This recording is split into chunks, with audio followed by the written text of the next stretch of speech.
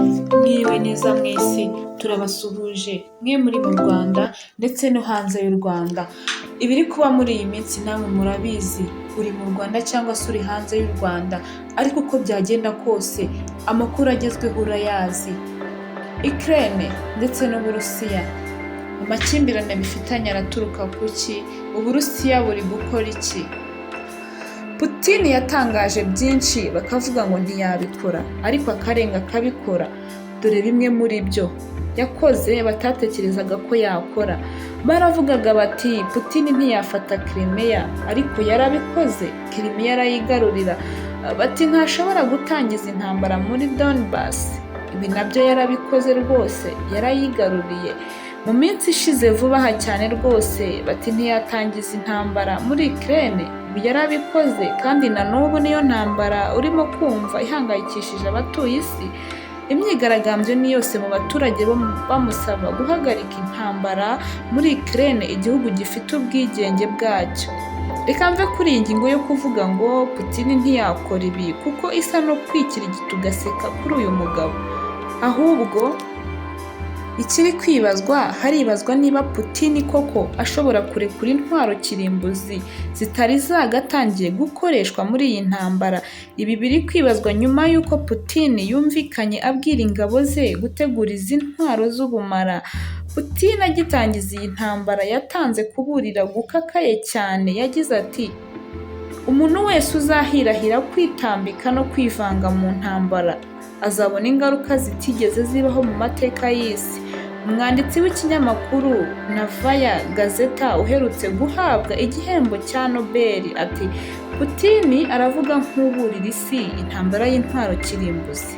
Arakomeza ati, mu ijambo rya Putin ntiyavugaga nk'umukuru w'Uburusiya, ahubwo yavugaga nk'umutegetsi w'isi. Ati, kuki habaho isi nta Burusiya buyiriho? Ibi nta muntu wabyitayeho, ariko ibi ni ukuburira kwa Perezida Putin ko niba igihugu cye Uburusiya kidafashwe uko abishaka, ni ukuvuga ko isi azayirimbura. Ese koko ibi ngibi azabigeraho? Mu gihe Putin yatsindwa intambara ntigende uko abishaka, ashobora gufata umwanzuro ukomeye cyane wo guterura intwaro kirimbuzi akazerekeza kuri Ukraine. Mu mashusho mbarankuru yasohotse muri 2018, Perezida Putin avuga ko igihe hari uwagerageza gusenya Uburusiya, dufite uburenganzira bwo gusubiza. Nibyo, bizaba ari akaga ku isi n'abayituye. Ndi umuturage w'Umurusiya, nkaba n'umukuru wabwo. Kuki habaho isi itariho Uburusiya? Ayo ni amagambo yavuzwe na Perezida Vladimir Putin. Reka tunyaruke tugere muri 2022. Uyu munsi Putin yatangije intambara yeruye kuri Ukraine. Ingabo za Ukraine ngo zikaba zarakomeje kugaragaza kwihagararaho mu buryo bwatunguye benshi, kuko ngo bitari byitezwe. Ndetse na Putin ubwe byaramutunguye, kuko urugamba yatangije ngo ntiruri kugenda uko yabishakaga, ngo ruri kugenda buhoro cyane. Mu buryo bwatunguye Kremlin, ibihugu by'uburengerazuba bwafatiye ibihano bikomeye cyane kuri Moscow. Ibi kuri Putin bivuze ko kubaho k'Uburusiya yarengeraga kuri mu byago bikomeye cyane. Umusesenguzi mu bya gisirikare uri i Moscow witwa Pavel Felegner yagize ati, Putin ari mu manegeka, nta mahitamo menshi asigaranye.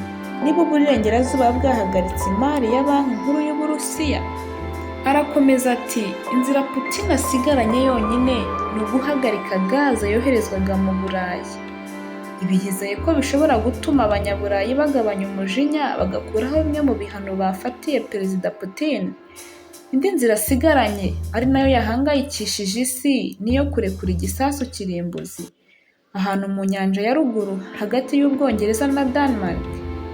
Akomeza yibaza ati, ese niba koko Putin agiye gukoresha igisasu kirimbuzi, hari umuntu mu bajyanama be wabimukangurira?